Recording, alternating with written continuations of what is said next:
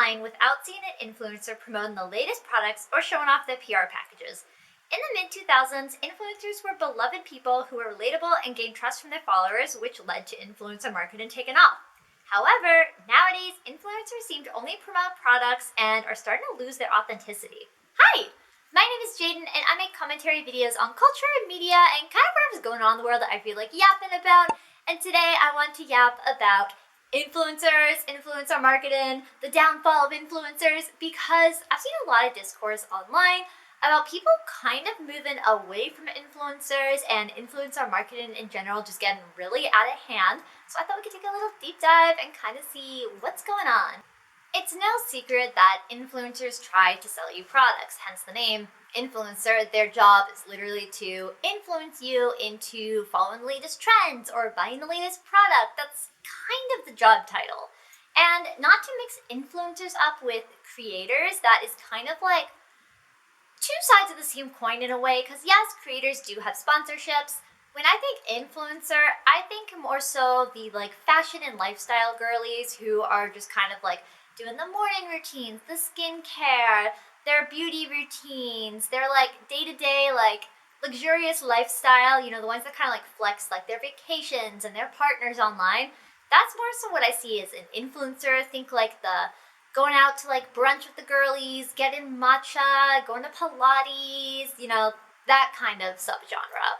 When it comes to like creators, I feel like that's more so people that are making more like informative videos or something a little bit more creative, hence the name creator, you know? So what is influencer marketing? Influencer marketing kind of took off around like the mid-2000s when influencers themselves started to really blow up. So think earlier YouTubers kind of like Zoella or MacBaby07 or Jeffree Star. Influencer marketing kind of started to become more of a thing around the early 2000s blog days. Do you remember when people used to have like blogs more so than like other forms of social media? Because fashion bloggers were the OG influencers because they would be going to like the fashion shows and street style interviews and promoting products that they were getting from brands that they were styling in their blog content. Influencer marketing in general is just kind of when a brand will see an influencer that kind of aligns with their product and what they're looking to promote. And since influencers have a very large number of followers, it's more like efficient to, instead of buying an ad, to pay an influencer to promote your product.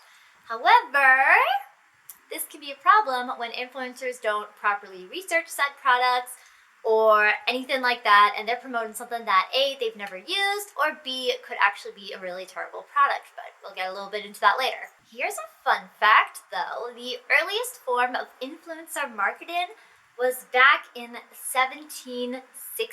So using celebrities and like icons to promote products is not necessarily a new thing. It was just done differently depending on the type of media we had at the time. So in 1960, there was this dude, Jose Wedgwood, unless it's actually pronounced Josa, and I don't know, I'm pretty sure it's Jose. Jose Wedgwood was a British potter who used endorsements from the royal family to promote his pottery business. In the 19th century, businesses started using celebrities to endorse their products, which is now a tactic we're seeing everywhere today, which led into the 2000s blogger era, and then the mid-2000s influencer era, where now everyone is promoting everything constantly. Oddly enough, though, a lot of brands aren't going to partner with the huge, big mainstream influencers, but they actually tend to reach out more to micro-influencers, which are people with about like 10,000 to maybe like 50,000, maybe even 100,000 followers. They rely on these like smaller, more niche micro creators to promote their products because their videos just get a better form of engagement and more reach. They're still considered like up and coming, so people are more likely to trust them opposed to someone who's been in the game for a long time and has over 1 million followers. They're more expensive to work with, their followers.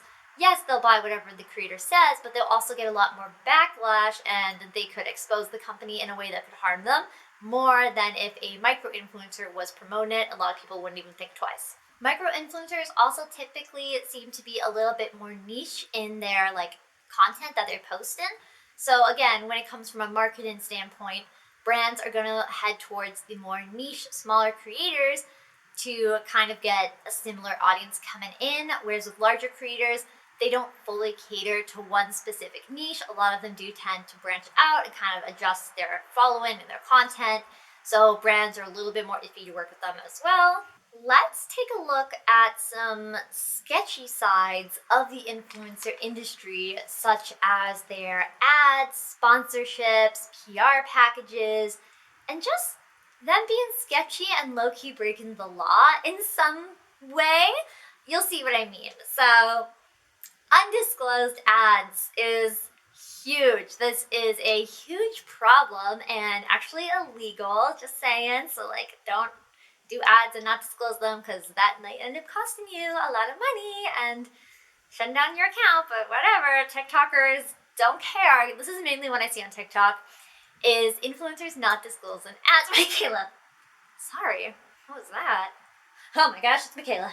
An undisclosed ad is when a creator or influencer has an ad. They have agreed to this partnership and are collaborating with another brand or company, but they're not outright admitting that they are being paid or have an affiliation with this company.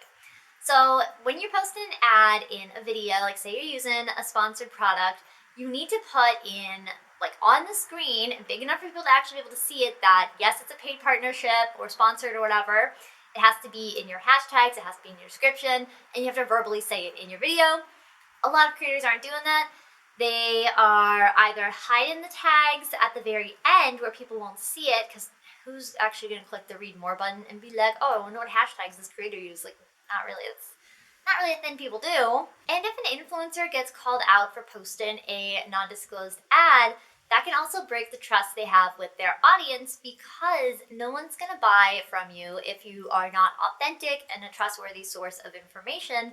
So if you're promoting a product that you don't genuinely like, and you're not even admitting that you are being paid to promote said product, and your like followers go to buy it, and then they find out like, oh, it was an ad this whole time, and this product actually isn't that great, and they were being paid and didn't disclose it, they'll kind of feel like you did them dirty, and then you'll end up losing your audience long term. It's also an FDCA, whatever it's called, violation to not disclose ads, but apparently that's not stopping some people. And don't get me started on TikTok Shop. Oh my gosh. If I see one more person promoting TikTok Shop, I'm gonna lose it. And I don't even have it to begin with, so I don't know what I'm losing, but it's going somewhere, because TikTok Shop is literally like, ugh, I just hate it so much, okay? So many products from TikTok Shop are not ethically sourced and are made unfairly, and the staff who like produce these products are treated unfairly and getting paid unfair wages. The people that are actually collaborating for like getting the commission and stuff aren't getting paid out properly. It's a whole thing. Oh my gosh. And the counterfeit items, the bad quality of half of these items, it's like buying from Wish practically, because like it's just horrible stuff, okay? And also the fact that every like second post you see when you're like scrolling through your TikTok is a TikTok Shop ad or some kind of like sponsored video. Just stop wasting your money on this. It is not worth it. Then of course there's the affiliate links that people are putting in like the descriptions. You know, when someone makes like a video and they're like, so this is like my morning skincare routine, I'll link everything I use in the description, my Amazon link or my TikTok Shop link. They kind of need to at least address the fact that they are getting money from this, because an affiliate link means that you are earning partial commission from that. I don't think a lot of people know that, because sometimes people will find out that like they bought from an affiliate link and they're like, oh wait, the money was going to the creator, what the heck? Like, I just wanted to buy this product. I didn't know they were secretly promoting it. And then again, you're just kind of doing people dirty. Or the constant product placements in everything. It's like you're practically watching ads online now instead of actual content, because every single video that you see, or every single TikTok, YouTube video, whatever it is, 90% of it is literally an ad promoting a product.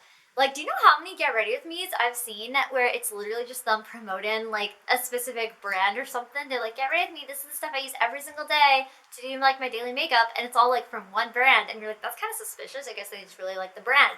And then they're like, I'm gonna link everything in the description, and then it's like, oh, this was an ad. I just wasted my time. I don't even know if these products are good because you're being paid to talk about this, and you're trying to be sneaky about it, which is deceptive marketing, which is illegal.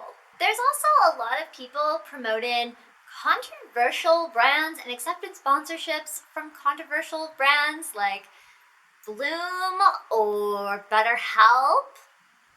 I'm making another video talking more in depth about the more sketchy like sponsors people are getting. That might be the video after this one or the one after that. I kind of like pre-filmed a couple videos in bulk because I'm going to Europe and I'm not going to be able to upload or film, so it's filmed, or it will be filmed, and it will be uploaded probably a week after this video. Just come back and see like my little sponsorship tea. Let's talk about the PR, because these PR packages are getting out of hand. It is ridiculous. Like, you will actually see people posting like PR package hauls because they have so much stuff. No one needs all this stuff. Half of it is like never going to be opened. The other half is never going to be used, and it's literally a waste of like products, resources, packaging, shipping.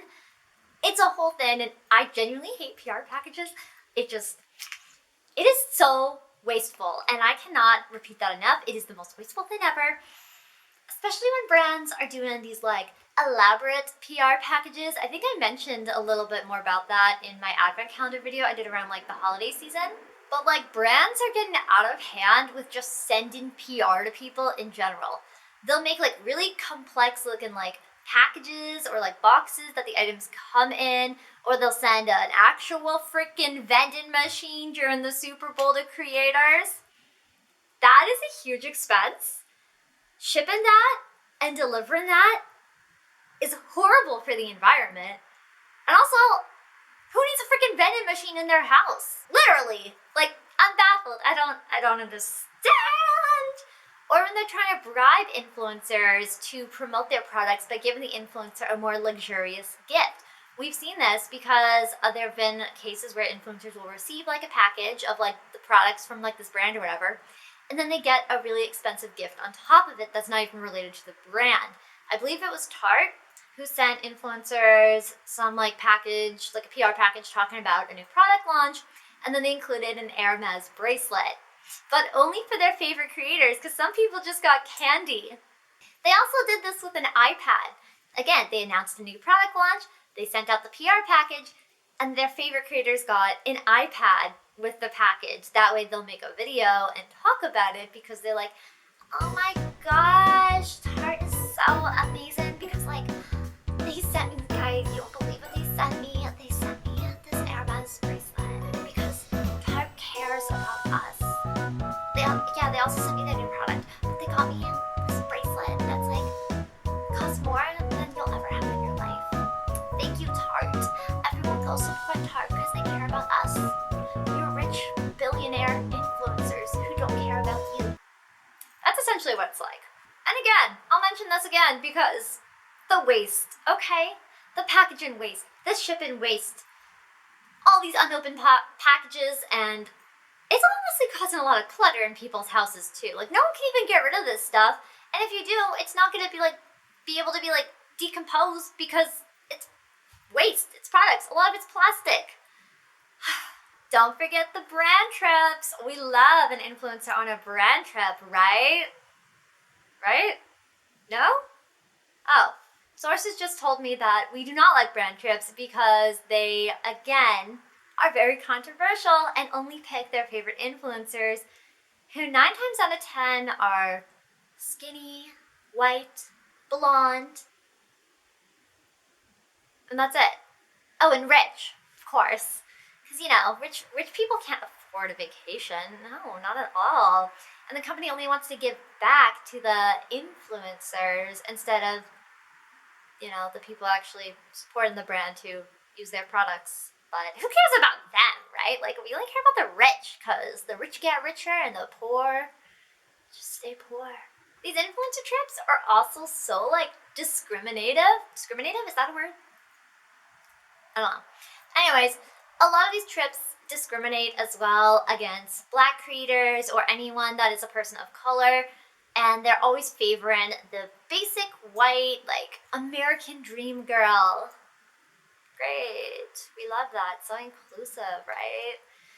For instance, there was a Tarte trip. Of course it was Tarte.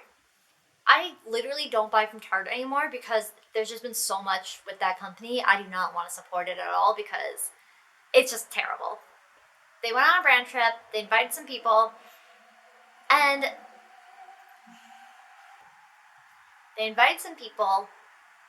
included people of color, and the white girls got really big, extravagant rooms, all the products they could ever dream of, everything custom and decorated just for them. And then the Black creators just got a small room. That's about it. That's all I got. There was another instance where they were supposed to go to like some like big race or something, like car race, like vroom vroom, like those ones. And they invited like the bougie like white girl influencers to go watch. And this was like a 3-day thing, but the like race itself was only on like one day, and there was like the pre-races. It was a whole thing.